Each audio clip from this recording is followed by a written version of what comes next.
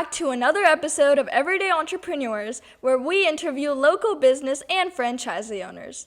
Today we have Miss Vaishali here to tell us more about her business story and her business insights. So, Miss Vaishali, can you tell us more about yourself and your business? Hi, I'm Vaishali and I'm security engineer by profession, and I'm actually not a business owner, but I'm part of a volunteering group where I'm a part of this organization, Austin Indian Women Business, where the organization's motive is to support a lot of women entrepreneurs who are still learning their in the budding stages, still thriving to put up their businesses out there.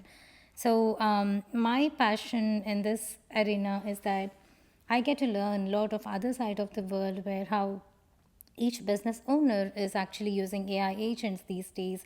How do they put up their inventory and how do they secure their business finance is my major motive. So as part of volunteership, I'm getting a double win here, both from the business insights and also a new MVP and product ideas for the security engineers. Awesome. So, can you tell us more about what inspired you to do this and what were the first steps you took? If I'm being very honest, you wouldn't believe me. I never want to be in the business zone at all. I was someone who was very workaholic, and I always thought business is a space where it is very risky and you don't get to um, have a financial planning leading on to business, and you have to shell initially a lot of money over into it. So I was never a business woman until I stepped into AIWP, where I saw hundreds of women venturing out. They're basically a mom of two kids, data engineers, data architects, AI engineers who stepped out of their comfort zone and started venturing. That provoked me into learning more about the business insights in the first place and about Ethnic Elite in specific. It's more of a charity. I asked from my own hometown weavers who requested me to increase their market, and I thought, okay, a small written favor, and I just got 20 dhotis from them. So, out of the 20 dhotis, when I started talking to people, I realized there is a huge market gap for men's fashion, and people loved the quality of the products I got with me.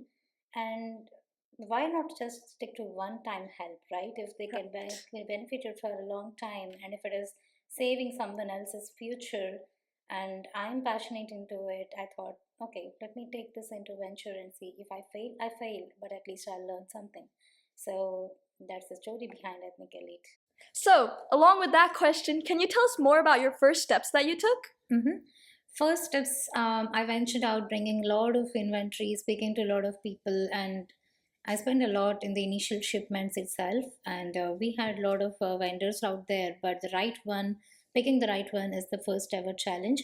And I always tried out with the 10 outfits from each vendor, and only when I picked up the right quality and materials that I'm keen into. So, to be specific, I'm a big time voucher for cotton friendly garments.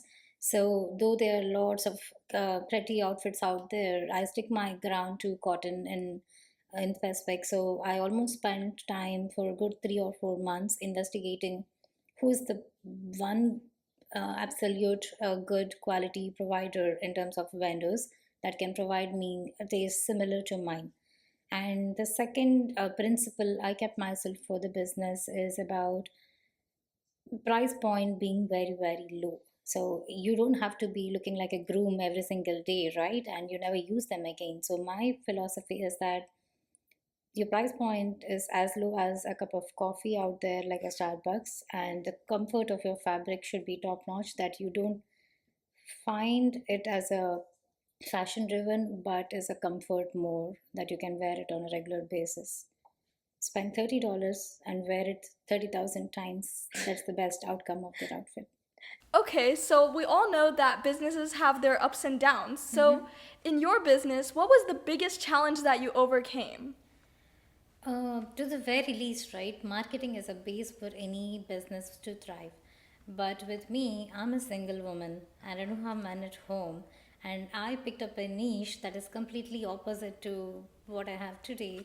And I Right. don't have any models out there, not much influencers who can promote it, not much models who can come out and share their UGC pictures out there. So even today, when I have repeat customers and customer base for over an year now, the UGC, user generated content, is way too low because men are not that camera friendly. They don't like to share their pictures, and the product niche I picked up, I barely have any models doing it for me. So that's my biggest challenge.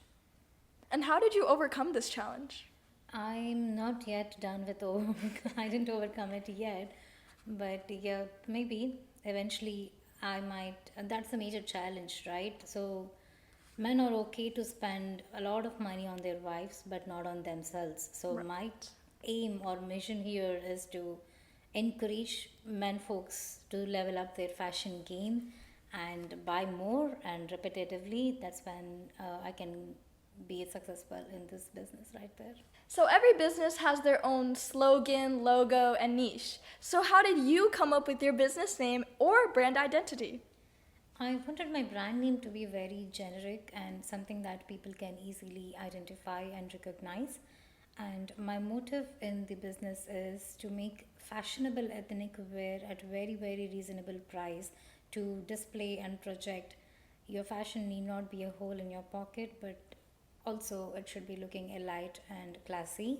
So hence the name ethnic and elite. Awesome. So businesses can be hard to run and they can take a lot of time, but they can also be fun. So can you tell us more about your typical day as an entrepreneur?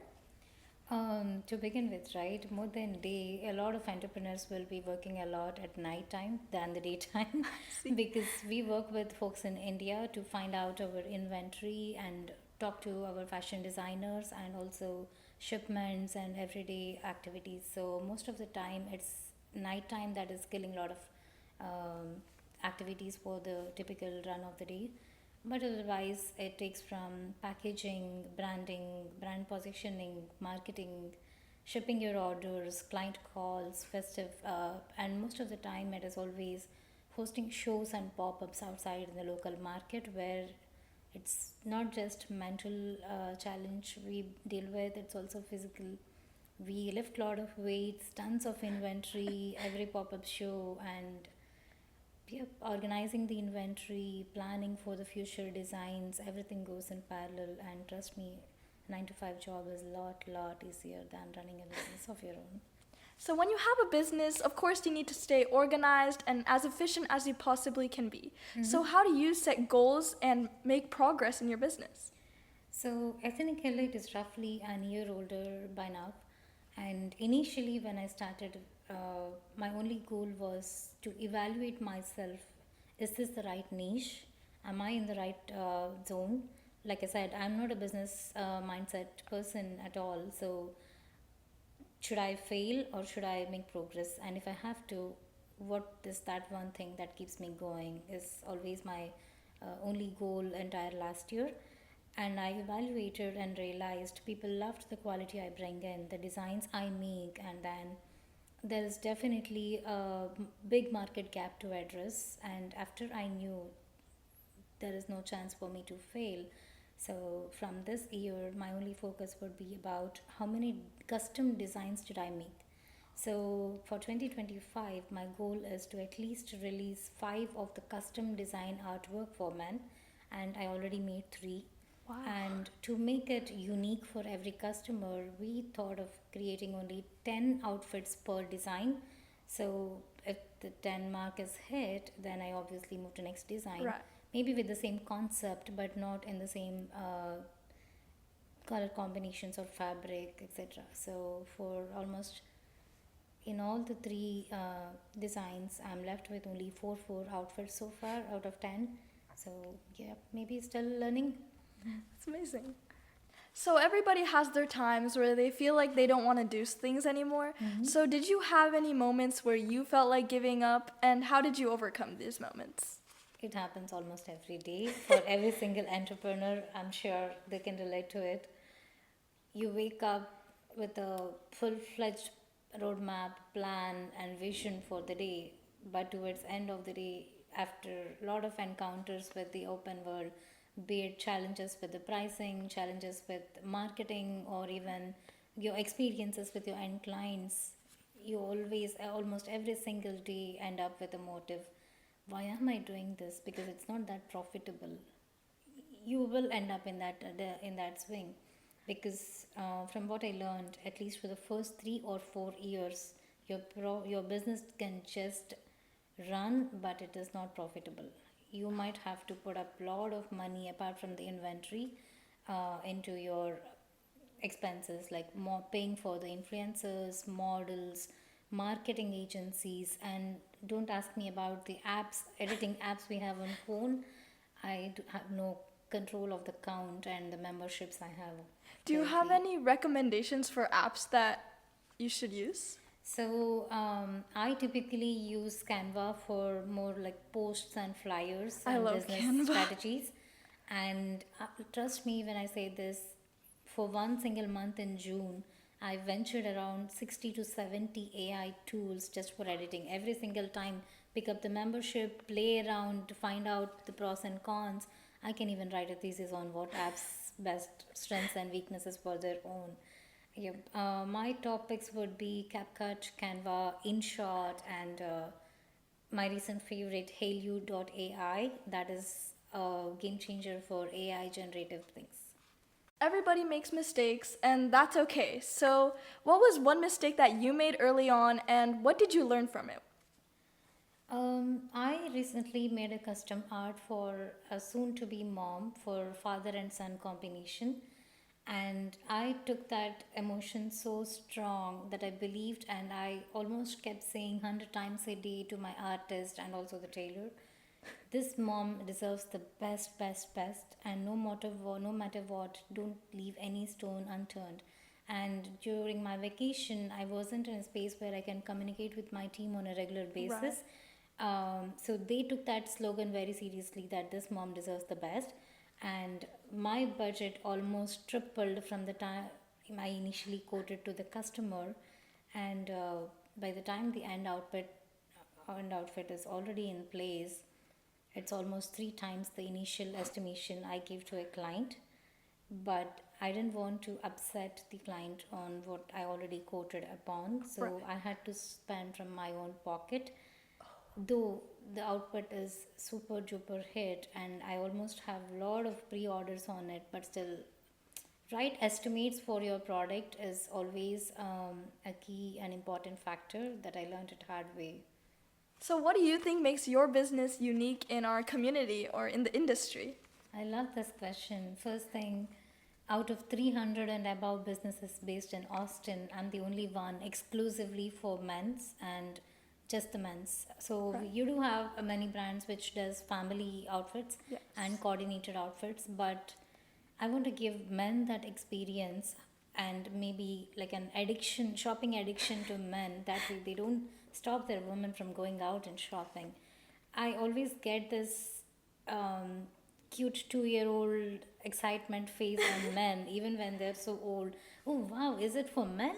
Only for men? Can I walk in and try it on? That gives them that.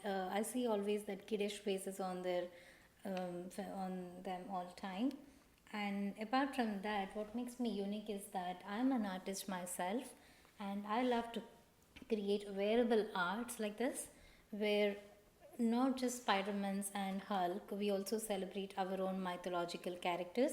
If you look at it, see, That's I so made this. cute. This is my most recent design with the Ganesha swinging on a cradle. I'm trying to teach kids about our mythological stories, and also for moms to to make it a keepsake and not just an outfit. My mom always keeps telling me, "Oh, I remember you wearing that particular outfit on when you're actually doing your Certain singing age. performance." That's a memory that's hitched for her for lifetime. So I want to make similar memories and meaningful outfits for babies rather than any wearable outfits out there. So this is like one of the reasons you started this, like Yes, to so exactly. that people could collect memories Right. and cherish them. Mm-hmm. Everybody changes and grows older, and these keepsakes were amazing. But how has your business changed and evolved since it first started? I started at Nicolite with just one product initially, and it's custom made pre draped dhotis. And then people started asking for more of the kurtas, and last year my focus was only for adult and not for kids. And I took almost 3 to 4 months understanding the different sizes and fitting challenges people have in men.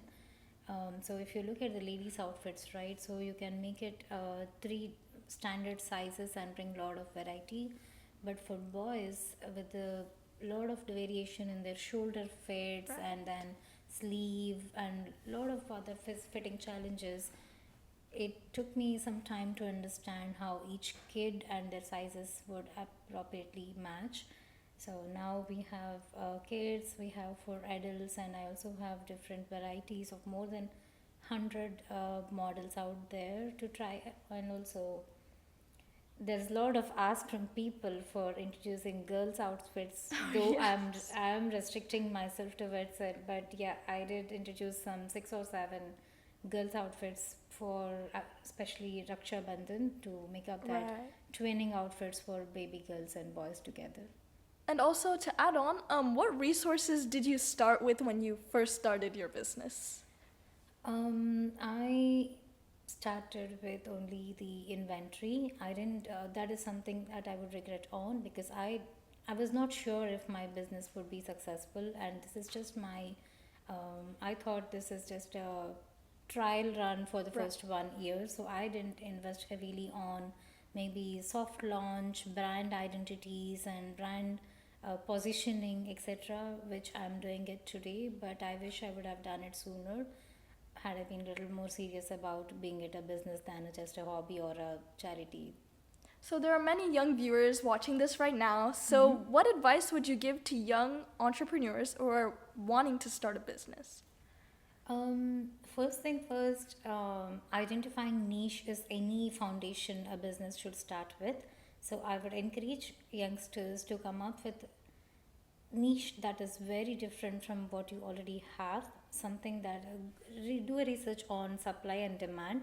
Like for an example, you almost have 300 plus businesses for women but none for men, right? So Right. pick up a niche that is narrow, because when you're starting young you don't want to deal with your competitors, and pick up a service or a product that is very very close to your heart.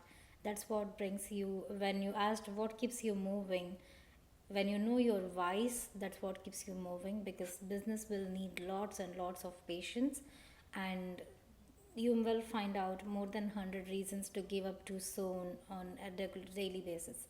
So when your why is very very strong, that keeps you moving and it fuels you. Like for me, supporting that temple is my mission. So when you're passionate about the thing you're doing and you pour your heart, if not today, at least after a couple of years, your business is sure to bring you success. But don't pick up any product or niche just because you want to make profit out of it. Like that is something very close to your heart, and you find pleasure in doing it. So thank you so much for being here today, My and pleasure. thank you for answering the questions about your business story and your business insights. And to the people watching this video, I hope you took something away from this and can learn. And if you want to be on the podcast in the future, please contact me.